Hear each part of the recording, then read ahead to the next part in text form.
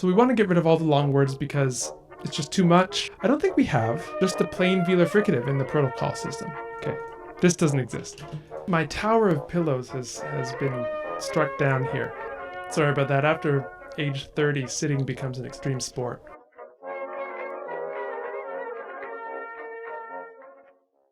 Welcome to another episode of Conlang with me. If you have not been following on thus far, check out the playlist because we built this Conlang over time into what it is today, which is, well, a kind of family of related languages that we're now working on the proto-language of. By the way, my name is Colin Gore. If you don't know the channel, welcome. This is a language enthusiasts channel, so everything to do with language learning, constructed languages, linguistics, it's all here, so please do subscribe if that's your kind of thing. Okay, that's all the housekeeping, so I'm going to scoot back to our side view where I have complete command over my computer. We don't need that other stuff. Although if you are watching on YouTube and you're curious as to what that was, check out the video that we're going to put in the description.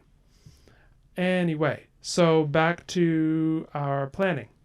So we wanted to, we have to zoom in here. This is ridiculous. Okay, so we need to get rid of all of the long words in protocol by making the eustamia words compound. So the eustamia, if you are, if you need your memory jogged, eustamia is the descendant language, protocol is the proto-language. And there are also some other siblings of eustamia that we've worked a little bit on and we will get back to in due time. So we want to get rid of all the long words because it's just too much in the proto-language. When we ended up putting all of our sound changes backwards, we ended up with these gigantic words and it just didn't work, at least for me. So we're going to keep doing that. All those words that ended up giving us these huge proto words. I'll show you an example. So eustamia, the name of the language, is a good example. So it means the fragrant coast, but when we turn back time, we get this form yosetamia, and it's just a very long word, and it's clearly morphologically complex because we also have this form yustaku, which means, or yustagu, which means fragrant. Which comes from a yosetako. So clearly there's something going on with this yoseta that means fragrance, and we'd like to figure out what that is. So that's something that we're going to be doing. Another thing, there's a lot of stuff on here, but another thing that I think might help us is just something I added in the interim between last time and this time, which is I don't think we have just a plain velar fricative in the protocol system. We have a rounded velar fricative, like a labialized velar fricative, hua, but we don't have ha, which seems a bit weird. And maybe this ha can be something that solves other problems. For instance, if we say that the proto-language had this, I'm going to need my IPA keyboard. Where does it live? I don't know. Sorry about that little flash there. If we have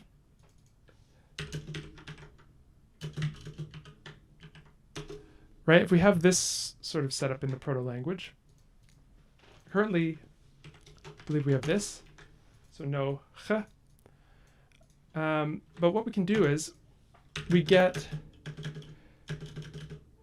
the uvulars from the labialized ones, the labialized velars here, and we get plain velars from the, okay, this doesn't exist.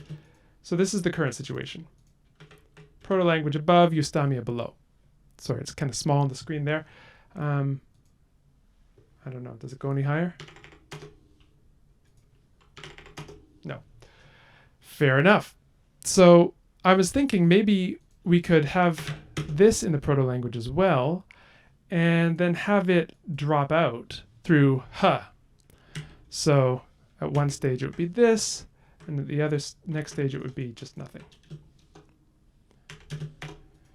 So that's what I'm thinking, and maybe that can help us with some of these long vowels that we actually were trying to eliminate from the proto-language. So maybe they can come from this dropped ch. So I think maybe that could help. So that's my thought. So I think let's just jump in and start doing a bit more cleaning. I've put everything in yellow that I'm not super satisfied with. A lot of those are these long words, but then there are things like this definite marker that I put into the proto-language just so that it was different from the descendant languages. I don't love it, and I think I'm just going to get rid of it. So let's say goodbye to the definite marker, and let's go clean up these texts because we don't need it. We might do something with definiteness later, but not right now. So I'll do a few of these and then you can use your imagination, and I'll do the rest off screen between sessions. So this kind of thing. So that will be continued as we go. My tower of pillows has been struck down here. I'm going to briefly adjust it so that my back doesn't complain at me later. 1 second. Sorry about that. After age 30, sitting becomes an extreme sport. Okay, so let's get back to work, shall we? So that's one thing I wanted to do, get rid of that definite article. Great. Let's get back to our comparative lexicon. We have this yavalu form in Eustamia, and I really want all of these kind of these conjunction-like things to be suffixes in the proto-language, because I want it to be a super SOV language, kind of like Korean or Japanese style SOV. And so I'd love these things to be suffixes. That said, this seems like a bit long for a suffix, so I thought, what if we just made follow the suffix, and ya is some sort of some root that it gets attached to that becomes lexicalized as although.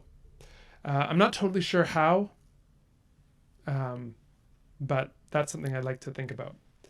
So ya should mean something. We've already done this with aviduch, which means because in Eustamia.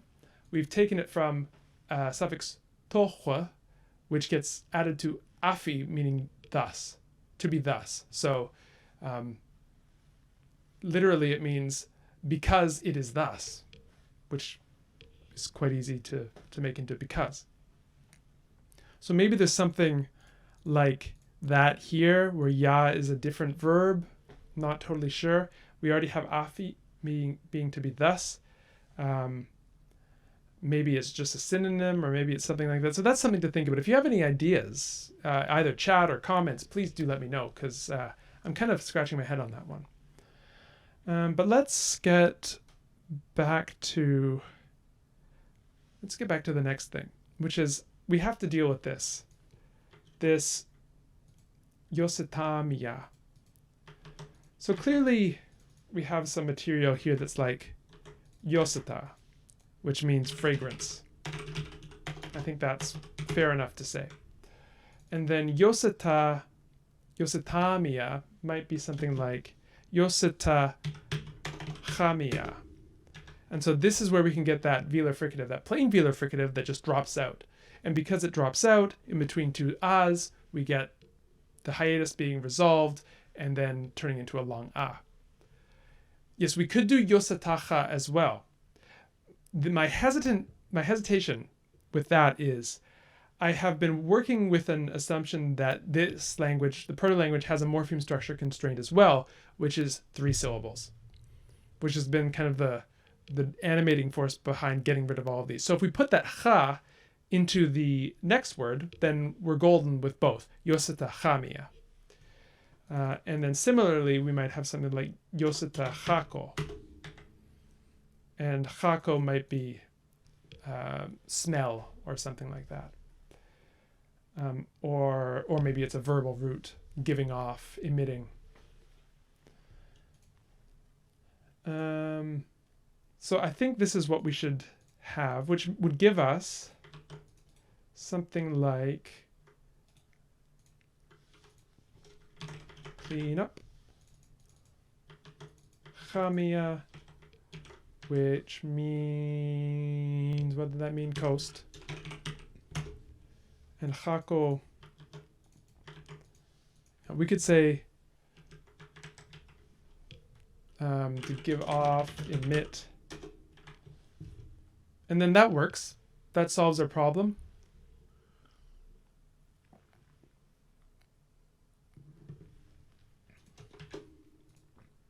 So then, good. And because we have cognates for these in the other languages, maybe this happened early on, or maybe we can change our mind about any of these things later. We got to build up on something though, right? Okay, so let's see. Still thinking about this yafalu. Yavalu, coming from the proto-language yafalu. I don't know what to, or yafalo rather. I don't know what to do there. So let's go down here. Okay, yeah, we have nakwalapu. And maybe this is another instance of nakwala chapu or nakwala chapu. I left this last week, or maybe it was the week before, I don't remember. We derived all of these long vowels through coalescence of vowel-vowel sequences. And there was some confusion about how exactly we did this. You know, musata, aqua, giving us mistak. Literally friendly, some sort of friendly nominalization, friendliness, or group of friends, which gets semantically changed over the years to become friend. But maybe we don't need these.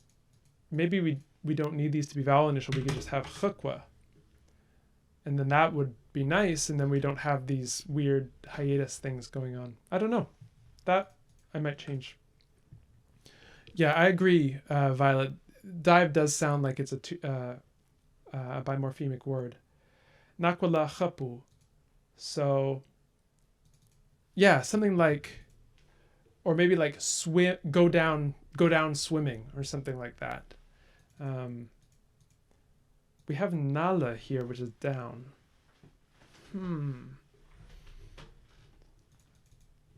Maybe it's like descend plus swim. Do we have swim? No. Okay. So this works. And then we have a suspicion that maybe these two words are related at an earlier stage of the language. Nakwala and nala. We do have infixation in this language, although there is some, as we talked about, I think, I don't know, was it last week? My memory, what's happening? We talked about how infixation may have arisen, and I think that's a thread we want to pull at a later date. But now that it's in, we can start using it for things. So maybe this qua is something productive, or is a derivational suffix, or it's who knows? It's something. Maybe. That's something that we could entertain later. So, but for now, let's give entries for the two words. So we have nakwala and chapu, swim and descend. Let's get rid of this highlighting. And then for each of these words that we explode out into two, we are left with a choice. Maybe these individual things don't survive, or maybe one of them has changed meaning, or one of them has changed meaning and one of them didn't survive, or, you know, we have all these options which can make things really cool. So do we have, do we have up? That's a good question. I don't think we do. No, we do not. So if you have any suggestions, I am all ears, because we're still building this thing. Yosita Hamia. Okay, we already did that. Good. So that is good so far. There's another thing, which is we have a few nominalizations in here. We have this fa nominalization, which gives us masafa, sun, from this root meaning bright or white, masa. I've hypothesized that this is an unproductive agentive suffix, like the one who is bright. But maybe it's not. We could have this little morphology that gives us, that's derivational in nature, that gives us families of words that are related with a single root. These kind of like, I think in Indo-European land, they're called stem extensions. Someone could correct me about that if we have any IE people in the chat. And they're kind of curious, and I'm not totally sure what to make of them. But they are phonological material, extra sounds that allow us to relate things that look like they are related, but it's not clear exactly what this fa, and what this l are doing. I've said nominalization and adjective could be different. So that's something that we can talk about. But before we do, let's just keep going down. Okapina. This is another one. Too long. I think this should be 2 morphemes. So I think maybe what we should do is have I don't know, some sort of a oka meaning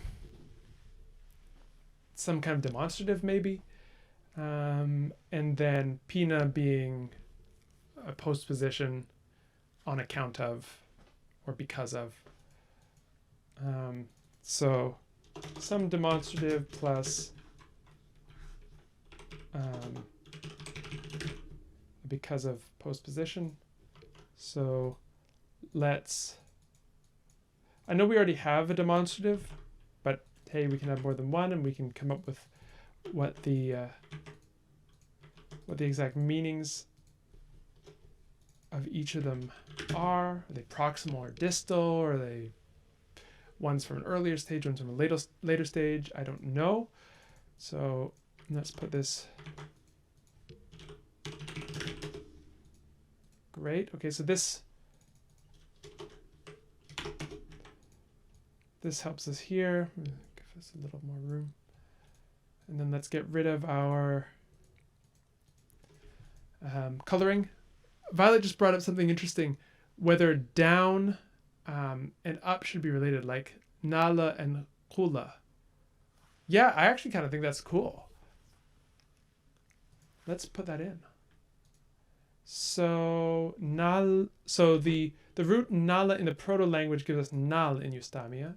So if we do something like kula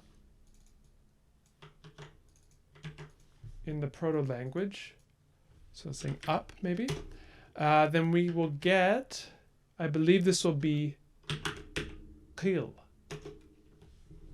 Or we could alternatively have quola in the proto-language, because we have a vowel shift in between the protocol and Eustamia. So then we would have qul.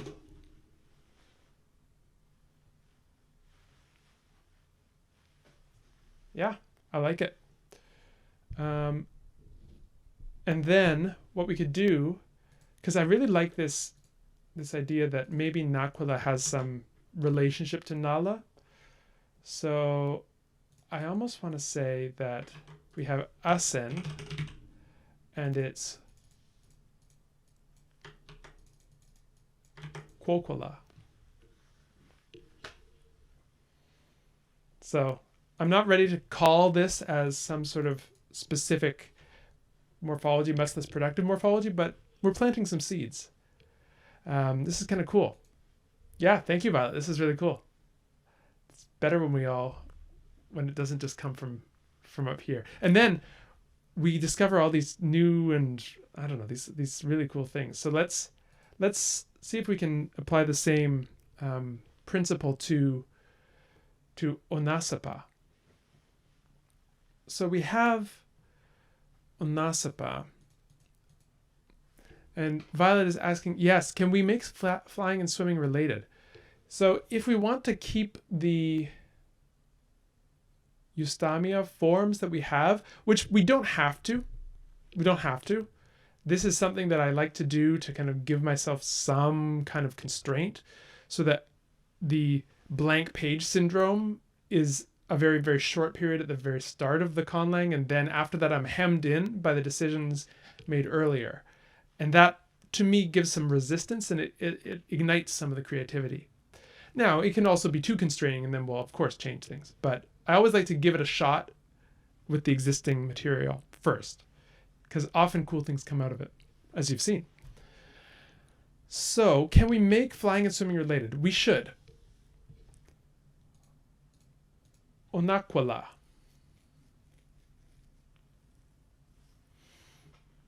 Okay. Well, what we can do,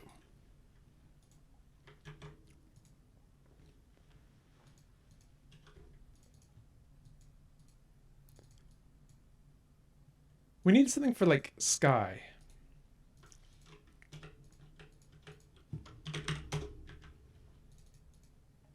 Maybe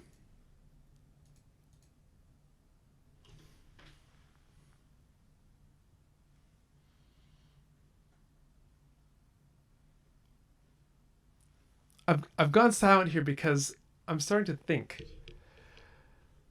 We've got so much good material. I'm just going to start copying stuff.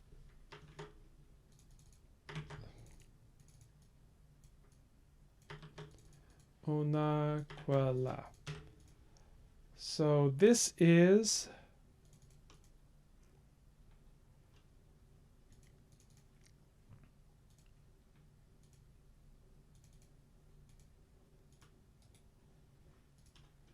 maybe ona is used for motion neither up nor down, just sort of across. So this would be something like go, and or across. Yeah, let's say across, and then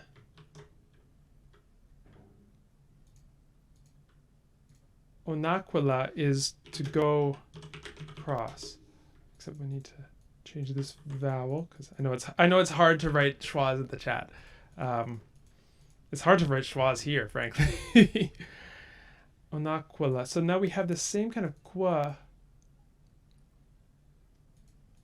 I think we need, what else do we need? We need it would be something like onala. Onala and onakwala. That's what it would be. So go across. So onakwala is go across, and then onasapa is fly across. So it's got this ona from onakwala, and I don't know where this sapa is coming from. We're getting close. Ona sapa.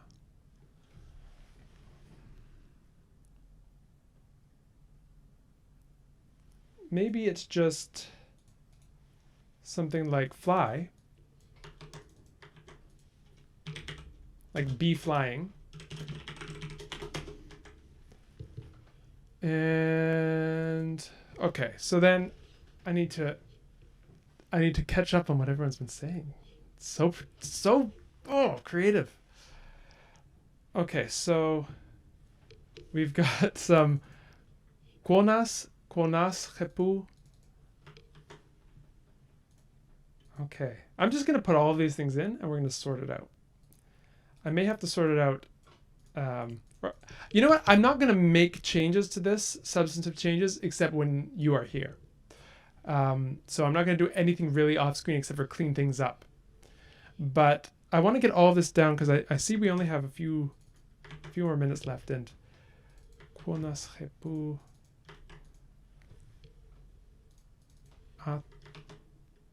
ata,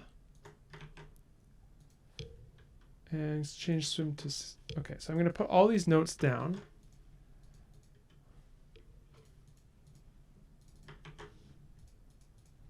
And I'm going to briefly IPA this stuff. So I think this, correct me if I'm wrong, I think that we're dealing with, this is a long vowel, which we're going to get from this achata. And so that could be sky. And then that in Eustamia would be at, which is kind of cool. Quonas. So because we are such a strict CV syllable structure, we're going to have to give this a schwa on the end or something. Quonasa.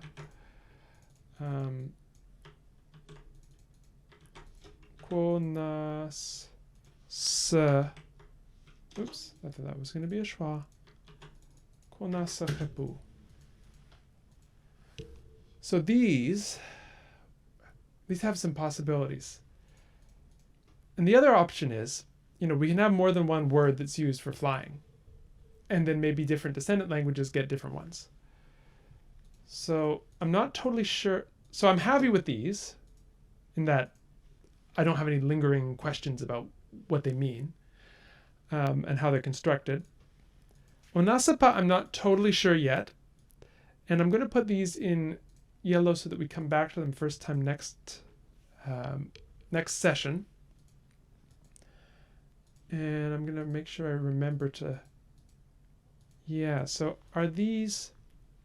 Yeah, we're going to deal with these, I promise. But I will need to do some thinking. I'm going to look up some stuff about motion verbs and grammaticalization to see if there's anything interesting we can pull in from the literature.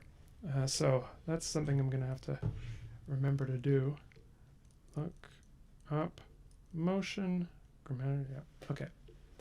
I actually just trailed off speaking as I trailed off writing. This is the life that we lead. Okay. So we have this wonderful word souftalia from our very first session, which is a kind of stew, and I think that this is a good thing that we can break up. So I don't know, sofa taluya, maybe. So maybe sofa, good. So sofa is good. Sofa taluya is something good, a good type of stew. We have this alternation between a and and we have it elsewhere too. So that's assuming that these things are related. They have the same underlying morphemes, sofa and sofa. We do have these alternations because we have this nominalizing suffix. I'll show you where we have osasa, and I think we're going to make this hkwa. Osasa hkwa. So we have this hkwa suffix, and then we also have this hkwa suffix. So maybe there are two variants, there are two forms of this language. One changes final a to and our descendant languages are a mixture of these two branches, of these two varieties. Maybe that's it. I don't know. Or maybe there is some earlier form of the language that had some interesting stress alternations or like a pitch accent or something, and then we get schwa in the case of one accentuation pattern and a in the case of another. I don't know. Maybe. It might be. So that's a potential option. So it's good plus taluya. What that means, I do not know. And we're going to mark this down because we're going to have to deal with this alternation. I've marked down so here because I don't like having these entirely unrelated third person pronouns. We have so and t. I'm going to change that. I don't know how. I'd rather at least have them be formed on the same root if this is going to be this kind of SOV language that it is, or at least have a reasonable story to say rather than just pulling forms out of midair. But that could be something that we do later because we only have 3 minutes left, and I am going to... Okay, here's what I'll do. If you are watching this video now or in the future on YouTube and you see something yellow here that I've marked, and you have an idea, just let me know. Put it in the comments. And if you're watching live, go to the YouTube video later and put it in the comments. And I will incorporate it next time. This is looking like a long-term project. And from the response that it's had on YouTube so far, this is the most successful series in terms of, what people seem to be clicking on. So I'm just going to keep doing more of it. And so let that be a lesson to all of you. If you want me to do more of something, keep clicking on it and liking and et cetera, et cetera, et cetera. I'm going to leave this here for now. I'm going to go back to the main camera. Thank you all so much for joining me. And if you're on YouTube, you're joining me here. This has been such a pleasure to be able to spend this time with you, and that you've stayed and you've sat through this entire guy fumbling with Excel session, which I think says a lot about your moral character. So kudos to you. And if you do truly love watching Guy fumble with Excel and talking about linguistics, then please do subscribe, because that's basically the theme of this channel. Thank you.